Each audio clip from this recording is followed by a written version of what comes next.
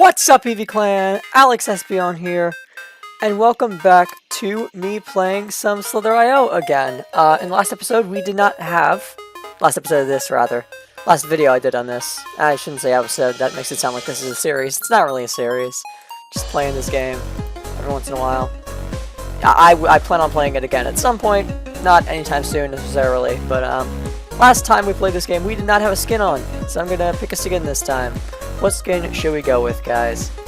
I can't hear a response because this isn't live, so I'm gonna go with, ooh, this one's got like a cool dangly thingy. Do other ones have dangly thingies? Oh, this guy has like a rectangle, like Pac-Man type of thing, shaped dangly. It's like a rectangle with a hole taken out of it, like a square hole. This guy's got like a little black pattern with like a yellow glowy thing on the edges. That's cool. It's Jacksepticeye snake. Looking for the one that really speaks to me. I'm just looking to see if I can get one that's like really strikes me as my kind of snake. That one's pretty cool. I don't know what that symbol means though. That's a Brofist. I know that one. I like this one. I like the happy snake. Yeah, let's go with the happy snake. Let's go with happy green snake over here. Actually, are there other different types of happy snakes that are like different colors now? I also like this guy. This guy's a homie, but I'm gonna go with the smiley one. Let's go with the smiley one. Okay, and play. Last time I also think that my name was Alex with a lowercase a, and this time it's an uppercase a, because I don't know. I tend to opt for Alex with a lowercase a when I name myself in like browser type of things. If it's an actual username in like an actual game that I'm going to play a lot, then I will start my name with an uppercase letter, as you do when you're properly capitalizing things. But if it's like a browser type of thing, like on Kahoots, I always go Alex with lowercase a. I just like Alex with lowercase a energy. But the other day, I went to Hot Topic, and I went there looking for clothes, and I got 3 shirts. I got this one with V on it, V from like Murder Drones. Never actually like seen Murder Drones myself, but I have seen like other YouTubers react to it, and I do like Glitch's. I have seen Amazing Digital Circus because like who hasn't? And I do like that at least, so I know that Glitch does good work, and I am familiar with like the general plot of Murder Drones just from watching people react to it, and I do just like the designs. I wanted to get an Uzi shirt because my favorite color is purple, so like I prefer obviously the one with purple hair, but they didn't have an Uzi shirt in my size, which was unfortunate, but I'll settle for V because V's kind of cool as well. So I got that. I also got this one shirt that had like Oogie. Oh wow, man just went right into me there. What was he doing? What was he looking at? Definitely not his screen, that's for sure. He was looking at like his sister doing something stupid. Like he was just completely looking the other way, I guess. But it worked out for me. Got to swallow up a bunch of his little bits here, little glowy bits. That guy, I'm sure, got a lot of them because he looks about the same size as me, and I don't think that that's all the bits that guy had. He seems like he was way too big to have like only that few bits, that little bits come out of him when he died. Am I being encircled right now? Okay, yeah. Here we go. Here's I'm not. I am safe. Here is an exit. This guy is a little scary because he's coming a little close, but I'm just gonna keep away from his tail. Not gonna crash into it. But yeah, I got a shirt with Oogie Boogie, the Boogeyman, on it from Nightmare Before Christmas. I like Nightmare Before Christmas a lot. One time, I went to like go see a light show, like a Christmas light show, with my friend. I believe this was like 7th or 8th grade, maybe 6th. Oh yeah, I already talked about this, didn't I? It was like that one time where I went to Friendly's, and then I just like couldn't eat the burger. It was that time, and on the way home, I don't know if I mentioned this last time I was talking about this, but please don't crash into my tail. Actually, please do crash into my tail. I meant please don't encircle me. Please stop being aggressive. Nope. Okay, I almost died there. I was trying to cut him off, but I could not. What's important is I got out of the situation alive. Anyway, I think I actually talked about this before, but I did go to like a light show thing with my friend for Christmas, and we did go to Friendly's afterwards. But what I might not have mentioned, maybe I did, and if I did, that's unfortunate because I'm going to mention it again. And you've heard of it before, so that's, if I have said it before, then you've heard it before, so that's unfortunate. But in case I haven't said it before, I'm going to say it again. And just in case I have, and you just didn't watch that video, I'm going to say it again, for the sake of that as well. Okay, I am getting some, this is worrying. This is worrying how many people are around me right now. But, basically, there's another smiley snake here. Basically, on the way home from that, I don't know if it was actually on the way home or on the way there, but it was one of the two, just like during the car ride, we were just like quoting Nightmare Before Christmas back and forth, and it was a good time. I enjoy Nightmare Before Christmas. I think that is like genuinely a wonderful film. So when I saw a Nightmare Before Christmas shirt, I'm like, okay, I don't have any of those. I'm down for some merchandise from that piece of media. Gonna grab some of these bits right here. Get out of the way of that guy. You can have most of them. I don't care. As long as I get out of here alive. That's what I care about. You can have the bits. You can get the reward for my kill as long as I get out alive. I'll just have a few of them. You can take the rest. As long as you leave me alone. Oh my gosh, you won't leave me alone. This guy, this purple, green, yellow, orange, red snake here. This guy is giving me trouble. This guy is chasing me down. He's following me. Get off my tail, man. Get off my long, long tail. Got a boost. Oh, what's this? Oh, hello. Hello, little snake. Hello there, little one. You're in some dangerous territory here, aren't you? Oh, you're dead. Unfortunate. Poor little girl. Poor little one. It's okay. He's distracted. See, that other snake got distracted by the little one, and he was no longer chasing me. So, thank you for your sacrifice, little snake. You have saved my life. You've gotten that guy off my tail. Thank you very much. I appreciate your sacrifice. But anyway, so I got that one. I got like the Oogie Boogie one. I got the V one, and I also got this cool one that was like a tie-dye with like a Ghastly, Haunter, and a Gengar on it. And that, crap. I tried to turn away from him, but the turn was too tight, and the turn just didn't come out. Like, I moved the mouse to turn, and then I moved the mouse to turn, like, the other way, noticing that turn wasn't gonna, like, get me out of it in time to not hit his tail. And so I was just like, turn the other way. And so I just ended up kind of going straight, and then I went, oh, I'm dead. Okay, so that was a pretty good first run, 3,000. I think, though, that we did get higher than that in the last episode. So I'm gonna try to... I don't believe we got to 4,000 in the last episode, so my goal for this episode is personally to get to 4,000. But yeah, I got that, and, yeah, Haunter, Gengar, Ghastly, tie-dye shirt. Because, I don't know, all my Pokemon shirts right now, all my Pokemon shirts are kind of basic. Like, I have this one that's like a Pikachu, that's like, stop, don't kill me. I have this one that's like a Pikachu, where it's like LED lights, like those like type of lights that you see on like open signs at a restaurant. It's like the blue and red like open sign. It's like glowy. I have like a Pikachu one. I have like one shirt that's like that has like a Pikachu on it, like that. That's in like those LED light type of things. And it says like it has like the Pikachu. It has like a Pokedex number, and that one's really cool. But other than that, I have like not a lot of really interesting Pokemon shirts, so I'm glad I was able to get that one because that one's pretty cool. You wouldn't, because like, you think ghosts, you think like evil, ghostly Pokemon, like ghostly, spooky, scary Pokemon. You wouldn't think Ghastly, you would think Ghastly. I mean, you wouldn't think tie-dye. Like, tie-dye seems like doesn't seem like a very scary thing, but the way they did it, it actually looks really nice. Because it looks like a purple mist type of thing. And obviously that's what's surrounding Ghastly, you know? Ghastly is just like a ghost with like a ghostly orb with gas around it, like purple gas. So it actually fits really well. It fits the whole like poison gas ghost aesthetic really well. Even though like ghost Pokemon, and you wouldn't think like, oh, ooh, spooky tie-dye. It actually fits the theme really well. And I wanted to get a Kirby shirt. I saw this Kirby shirt in there too. That was really nice, but I didn't end up having enough money to buy it, unfortunately. What I did get was a Kirby plushie, because I know I went there to buy clothing, but I just can't resist Kirby's cuteness. And so, yeah, all in all, pretty successful trip to Hot Topic. One regret I will say I have is not getting anything from Amazing Digital Circus. because I really like Amazing Digital Circus. I really like an Amazing Digital Circus so far. I don't know why I didn't decide to get anything. Like, I was thinking to myself, like, it's not a finished series at all. Like, I don't want to get it and then, like, regret it later if the series turns out to, like, not be that good.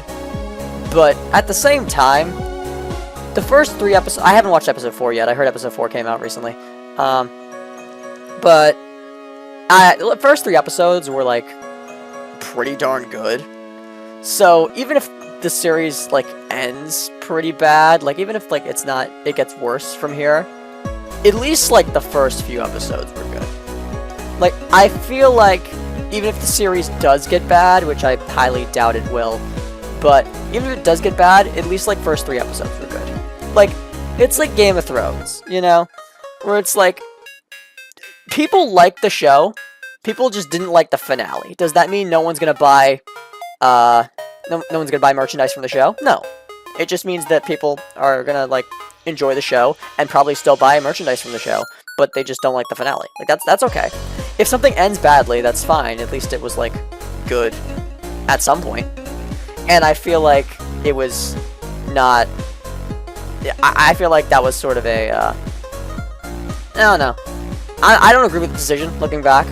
Because I feel like I should have just, like, bought something. They had some nice Amazing Digital Circus shirts available. And I don't think my first instinct when looking at an Amazing Digital Circus shirt should have been like, well, series isn't over. It's only got 3 episodes out, so maybe it could be bad.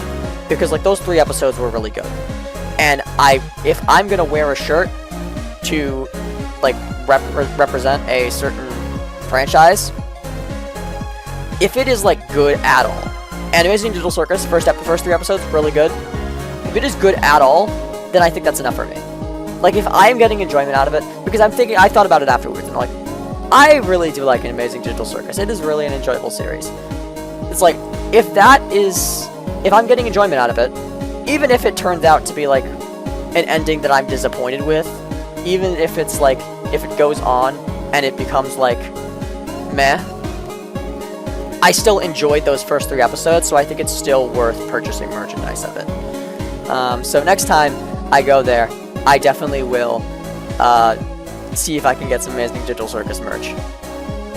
Because I was thinking about it, and I'm like, well, I got a shirt with the V on it, and I've never seen Murder Drones. So how do I justify that, but I can't justify me buying an Amazing Digital Circus shirt when I've watched every Amazing Digital Circus episode up until now? And this was before episode 4 came out, by the way. Because now, obviously, I haven't, because episode 4 is out and I haven't watched that yet. But I will be watching that pretty soon. So, I thought about it, and I'm like, how come I can justify in my mind getting a shirt for a show I've never watched myself versus getting a shirt for a show that I've watched every episode of, that up until now. And that's when I realized my logic was kind of flawed, because it's like, yeah, I don't know how Amazing Digital Circus is going to go from here on out. It is, like, pretty... I don't know how many episodes they're planning to have, but episode 3 isn't a lot. So, like, yeah, there's still a lot more of it to go. And it could decrease in quality. They could do something with it that I don't like. But, like, if I'm enjoying it now, then that's what matters. I feel like that should be enough to justify me buying merchandise for it. And, frankly, it should have been enough to... It should have come as more justification to buy merchandise than, oh, I watched someone else watch it and it looks good. Like, I feel like if I'm gonna buy merchandise for something that I watched someone else watch and I enjoyed it, then something that I have watched myself, even if it's not entirely finished, even if it's just starting, if I'm already enjoying it, I feel like I should buy merchandise for that. Like, so now I've reconsidered, and I'm sort of like, you know what? Next time I'm there, if I see any of those Amazing Digital Circus shirts, I'm gonna pick those up, because those were nice. There were some good ones, especially like this Jax one I saw, because I really like Jax. My favorite color, obviously, as I said, is purple, and Jax is purple, so that is bonus points for me. But in general, I just really like his design. I like how his teeth are like always together. It reminds me of Sans, the way he's like always smiling. Only Jax actually does like have faces other than the smile. It's just, well, Sans is like physically incapable of not smiling. Because like Jax, obviously in that one episode, there's like it was episode 1, I think, yeah. Like what's Zubul? Zubul. Yeah, Zubul was like choking him, and he made like a face, like he did like a scream thing, and then his mouth did open. So we know his mouth is physically capable of opening. It's just he tends to keep the smile on his face, but it is physically capable of. His mouth is physically capable of producing expressions that are not smiles. Which makes me wonder, like, why is he always smiling? Like, why is he smiling so much if he can't, like, if he can not smile, then why does he smile so much? I wonder. But maybe he is just, like, that, like, sarcastic. That he's always smiling even when he's saying, like, mean stuff. And, like, not, like, even when he's unenthused or, like, angry. Maybe he is just that sarcastic and that snarky that he is always smiling.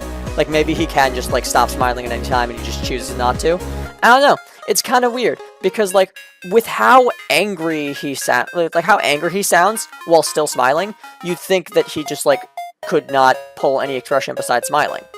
That his face was just physically incapable of it. But, then there is that shot of him just, like, screaming. So his mouth does open. It is capable of opening. His teeth are capable of separating. So, like, is it something that he can't control? Is he, like, incapable of controlling whether or not he's smiling? Like, can he physically not smile? Is he physically capable of, like, not smiling, but he's not physically capable of controlling it? Like, that could be it, I guess. But it is really confusing, so I'd like to get some more clarification on that in future episodes. Like, oh my gosh, most recent episode? Fire. I loved how spooky it was. Love the spooky vibes. I mean, episode 3, by the way. Just to be clear, haven't watched episode 4 yet, so when I say most recent episode, I'm talking about episode 3. But, enough about Amazing Digital Circus. While I was talking about Kirby, let's go over to Kirby Star Allies, because I have a little thing that I'd like to draw attention to. Because it's like my one gripe with Star Allies. I really do love Star Allies. Obviously, I've said in the past, I don't know if I've said this on the channel, but I probably have. I have more hours in Star Allies than I do in Super Mario Odyssey. That is I don't know if that statement is still factual. It was factual at some point, but since then I have played a lot more Super Mario Odyssey, obviously, trying to 100% it. So, I don't know if it's still factual, but at one point it was. So yeah, I would definitely say that I really enjoy Star Allies. But my one gripe with it is that the gimmick of the game comes completely out of nowhere. It's like, what the heck? Because in Planet Robobot, it's like, okay, yeah, gimmick is that you had like a Robobot suit. It came out of the sky, like some flying thing dropped it off, someone was inside of it, piloting it around, and you beat him up and you took the mech, and that's it. Like, you got the Robobot suit.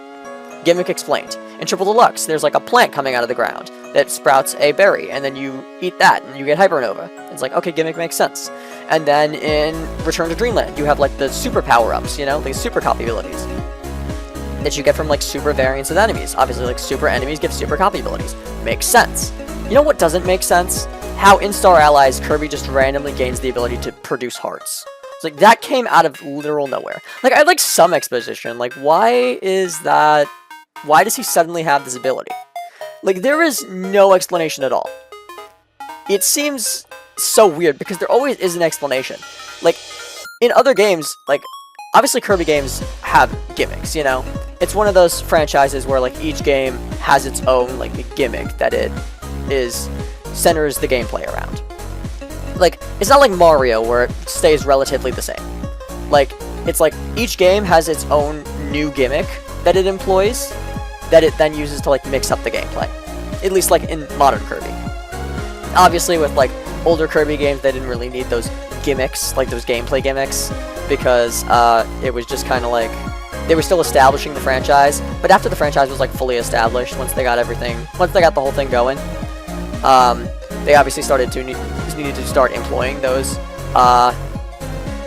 gimmicks to keep things fresh.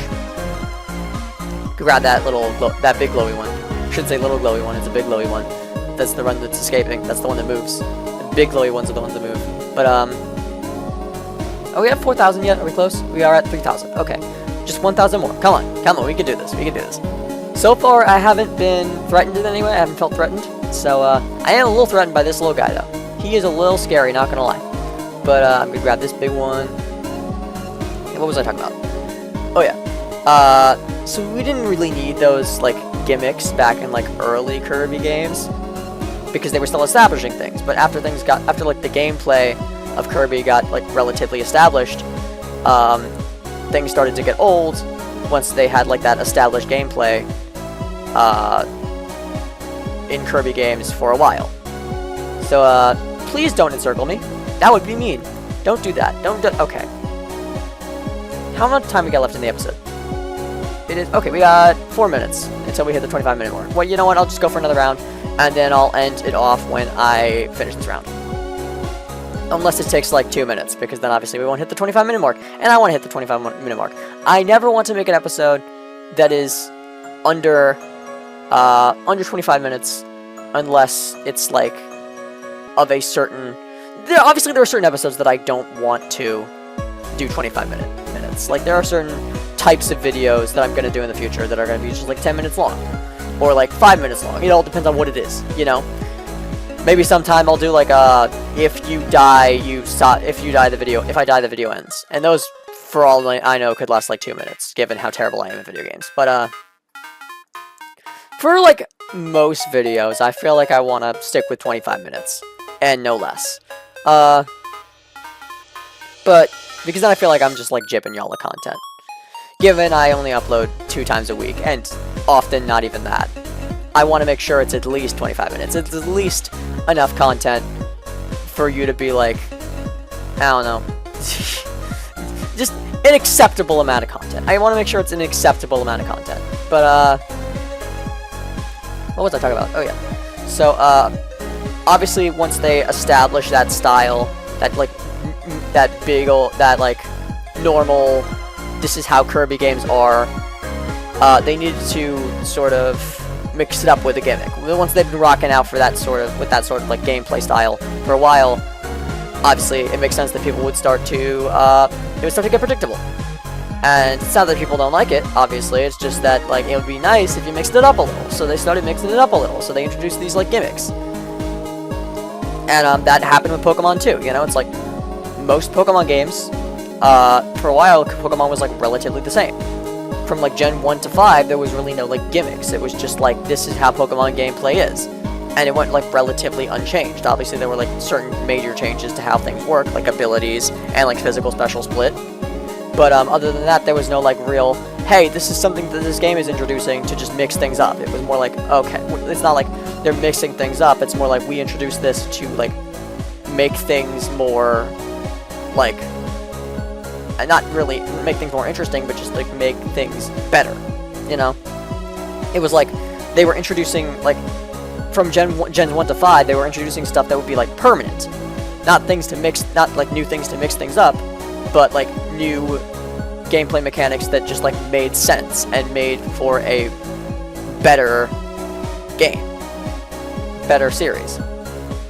Like, compare like stuff introduced in Gens 1 to 5 to stuff introduced in Gens like 6 to 8, and you realize like, hey, these are sort of like patchy things that were introduced to like in order to like improve the gameplay that are like permanent, you know? Those are like things that will improve, that will be present in future Pokemon games and improve them and make them better than the older ones. And then meanwhile, in Gens like 6 to 8, we're on Gen 9, right? I'm sorry. I'm sorry. Gen 8 was, Sword and Shield, and then Gen 9 is Scarlet and Violet. Yeah, so we're on Gen 9. Gen 6 to 9 are more like, oh, we're introducing this new thing to mix things up, and this isn't going to be permanent. We're just kind of introducing this for now in order to like mix up the gameplay, make things a little bit more interesting, and then we'll probably ditch this in the next game. It's the difference of generations 1 to 5 introducing like permanent things that like permanently change the gameplay of the Pokemon series overall for the better, versus Gen 6 to 9 introducing like temporary things that just like add to the gameplay experience, make things a little bit more interesting, mix it up so that this game feels different than the last one. It's adding patches and like improvements to the overall gameplay of the series versus adding gimmicks that are sort of a one-time usage in one generation. And obviously like Pokemon and Kirby share that. They started out being like all relatively the same, like establishing what Kirby gameplay is like and what Pokemon gameplay is like. And then once they had that down pat, they decided to start adding gimmicks to like mix things up. So like Kirby, it started out with like the base Kirby gameplay, and you had like games like Amazing Mirror and like Kirby Superstar and like Squeak Squad that were just like using the basic Kirby engine, like basic type of Kirby gameplay that was established by like the original like Kirby Dreamland, Kirby Dreamland 2, Kirby Dreamland 3. And it's just using that same general like gameplay, same like sort of same sort of gameplay mechanics. And then you have like future games like Return to Dreamland and Planet Robobot and Triple Deluxe and Star Allies that add like new mechanics for the sake of mixing up the old formula. So you have like the games that are rocking out with the old formula because it was like just established, and then you have the later games that are mixing up the old formula with stuff like the like super abilities and like Return to Dreamland and the Hypernova in Triple Deluxe and the Robobot suit in Planet Robobot and the hearts in Star Allies and the mouthful modes in Forgotten Land. And then same with Pokemon, you know? It's like Gen 1 and Gen 2 like established the engine. I wouldn't even say like Gen 1 and Gen 2 alone established the engine. I'd say like they were working on the initial Pokemon engine, like how Pokemon gameplay works. Just how Pokemon gameplay is. I would say that they were like sorting out the gameplay mechanics of how Pokemon should be played and like how things should work, like all the way through from like 1 to 4, and then Gen 5 they didn't really change anything. Like I'd say Gens 1 to 4 were establishing the gameplay mechanics, and then Gen 5 was just like reusing all the old stuff. Like this is using the engine that we've established. But like Gen 1 obviously established most things because it was the first game. And then Gen 2 from there was like, okay, now we're introducing shiny Pokemon, which doesn't alter the gameplay that much, but you know, it's a permanent thing, so we're going to talk about it. That is technically a change that happened to the gameplay of Pokemon. Now, there are shinies. And I'm sure Gen 2 did some other stuff too, but nothing really important until like Gen 3, which we introduced abilities, which like really changed Pokemon forever. Because now all of a sudden every single Pokemon has just like something that it does no matter what. Like it just, whenever it's on the field, that ability, I guess, there's nothing really to call it besides an ability, huh?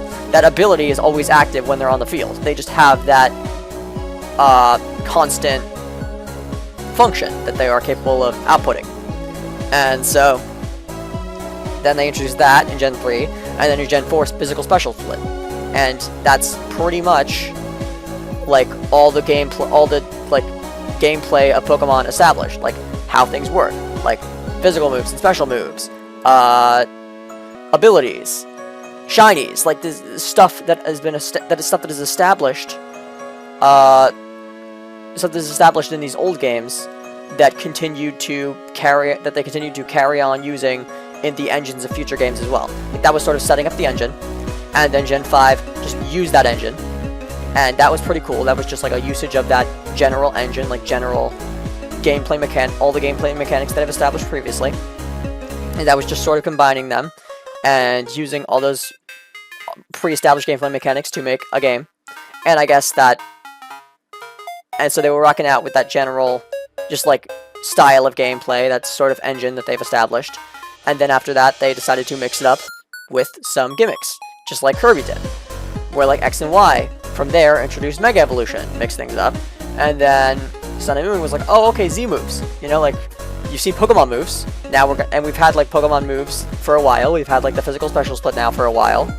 So let's mix it up now and give you a new sort of depth to moves. Now they can be used to perform Z moves of their type, and those are super powerful moves that like change up the battle by allowing you to pull off like special moves and basically have a one-hit KO or close to one-hit KO on any Pokemon. Like, it's adding new levels of strategy. Just like a new gimmick to mix things up a little, add a new level of strategy, and like Mega Evolution. And then in Sword and Shield, they added another, like, they got rid of both like Mega Evolution and Z moves, because at that point it was getting to be too much. They introduced a new gimmick, which was Pokemon Get Big, more seriously, it's Dynamaxing and Gigantamaxing as well. And that obviously introduced like a whole new level of like thinking of like, okay, which Pokemon am I going to Dynamax, which Pokemon am I going to give this like super power up to. Obviously it's a new mechanic that is encouraging you to think differently, again, encouraging you to like mix up your gameplay, think of new strategies. And then from there, obviously Scarlet and Violet turned everything completely on its head with a gimmick that is like insane in comparison to the other ones, because like obviously it introduced like new strategies. Obviously like X and Y introduced new strategies with Mega Evolution, and like introduced like higher levels, like more thinking, like a whole other thing to think about. And like Sun and Moon introduced like new things to think about and new ways to strategize with Z moves, and Sword and Shield did the same with Dynamaxing and Gigantamaxing. But like, oh my gosh, just having the ability to change any Pokemon to any type, like Terastallizing in Scarlet and Violet is just like the craziest thing, because like you could make any Pokemon any type. Like there are so many strategies that you can pull off with that. It's insane. Like when before it was like in X and Y, it's like, okay, there are a couple Pokemon that you can Mega Evolve, you know? Like a handful of Pokemon, it's more than a handful, but like a handful of Pokemon effectively have been given like power-ups that you can use. And these can be used to obviously like mix up your these are like a new mechanic that you can like use to add new gameplay, like just add, like use for new strategies, you know? And like that's cool. Like that does enable you like to use new strategies and like come up with new strategies, like new tactics and stuff. And like it does change up like the tactical. It does change up Pokemon battling tactics wise, but not so much so as like something that can be used on every Pokemon. And like to be able to give to any Pokemon the ability to do something as crazy as change its type to any type is just nuts. Like, Z-moves are cool, because, like, Z-moves add more strategy, I feel, than Mega Evolution, because they are obviously more widespread. Like, any Pokemon can use a Z-move. But, and, like, only certain Pokemon can Mega Evolve. So that does add, like, more strategy, in general, to Pokemon, like Z-moves did. Because it's, like, in X and Y, obviously, you only had to worry about the gimmick if the opponent had a Pokemon that could Mega Evolve on their team. But, like, in Sun and Moon, in Gen 7, like, you never know. Like, it's a gimmick that applies to all Pokemon, so you never know which one is going to use a Z-move, and therefore, it's, like, it's changing the way, like, Pokemon competitive works, because now you have to be worried about, like, now you have to think about, like, which Pokemon would be worse to use the Z-move? Which Pokemon is going to have this Z-move? And you gotta, like, plan around that. Like, with X and Y, and Oras, like Gen 6, you can visibly see like, hey, if this person doesn't have a Pokemon that can Mega Evolve, then you don't have to worry about Mega Evolution, you know? If you know which Pokemon to Mega Evolve, it's like, okay, yeah, there's no Megas on this team, it's fine. But like, you cannot tell in Sun and Moon like which one is gonna have a Z move, use a Z move. I mean, I guess in competitive you can, because you can see like Pokemon's held items, but it just adds like a whole new level of like tactical thinking and something that you have to like plan around, because it applies to all Pokemon. And then it's just like a whole new level of tactical thinking that you have to think about in Scarlet and Violet now. Well, in Sword and Shield, it's like even more tactical thinking than even more to think about than Sun and Moon, because now it's like, oh wow. Before it's like, oh yeah, so Pokemon can use these super powerful moves. Like, all Pokemon can use these. So you have to like be able to plan around that. But at least Pokemon's stats are still the same. You know, at least they are still like, yes, yes, all Pokemon can use a super powerful move, but even like Pokemon that are not powerful, like Pokemon who are not powerful using the super powerful move will still be not powerful, you know? Like, that much stays the same. That guy was speeding. He sped right into me. But, so like, at least, like, moves may change. You may, like, not strong Pokemon may be able to use very strong moves, but at least they are still not strong Pokemon, you know? But, like, in Sword and Shield, it gave you even more to think about. It, like, mixed up, like, strategizing even more, and, like, gave you even more to plan around, because it gave you, because in Sword and Shield, like, Dynamaxing not only gives Pokemon, like, new super powerful moves, but also ups their power, too. So, like, all of a sudden, a Pokemon that would normally not be, like, trouble at all might be a huge threat. And so, that's, like, a massive boost to any Pokemon, Dynamax. Like, Mega Evolution was a massive boost in power to certain Pokemon. Sun and Moon, like, Z moves were a massive boost in power to a lot of Pokemon. And Dynamax was a massive boost in power to most Pokemon. Really, Terastallizing, assuming you're using it correctly, is a massive boost in power to, like, all Pokemon. Because the ability to change a Pokemon to be any type you want is just, like, whoa. Like, that is a lot of... That is a lot of possible strategies you could come up with. And that is a lot of ways that you could make Pokemon that are normally not threatening, like, really threatening.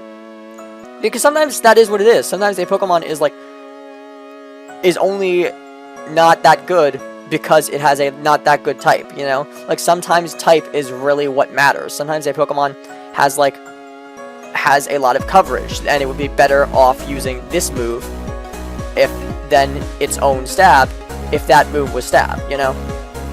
Like, sometimes a Pokemon, like, is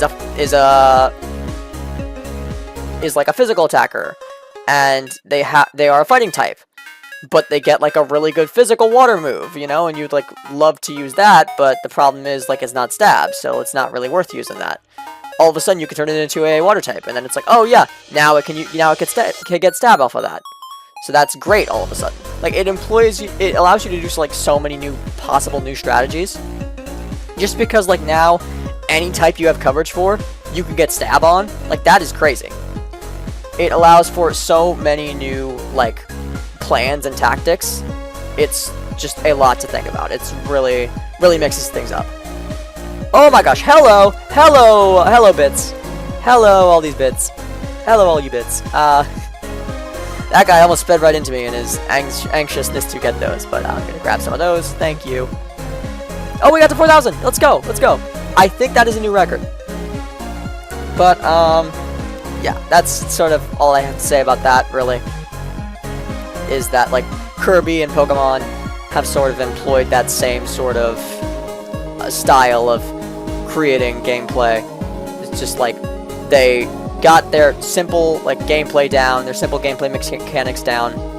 They established those. It took a couple games to establish those, and then they worked with those for a little bit. They just, like, used the standard gameplay, and then when that started to get old and predictable, they started to introduce like new gimmicks to freshen things up. So now Pokemon and Kirby are both sort of working with that like gimmicky sort of gameplay, where it's just like every new game has the new thing that encourages you to play it because it's different from the last one because of this. And while Mario remains more or less the same. Like Mario Wonder, as different as it is from a lot of previous 2D Mario games, I'm sure that guy died. I'm sure I just saw someone die. Okay, I'm dead. And that someone was me. But yeah, like Mario games, Mario Wonder is, as much as it's different from New Super Mario Bros., it is more or less the same gameplay. Like there is like the new gimmick of the Wonder Flower, but it doesn't change like overall gameplay that much. Like I feel like Mario is still not as gimmicky as Kirby and Pokemon are. But we'll see. Maybe it will. Maybe it will be as gimmicky as Kirby and Pokemon, because like New Super Mario Bros., things really didn't change for a while. It was like the same sort of gameplay, like no new gimmicks. It was just like the same gameplay mechanics over and over and over again.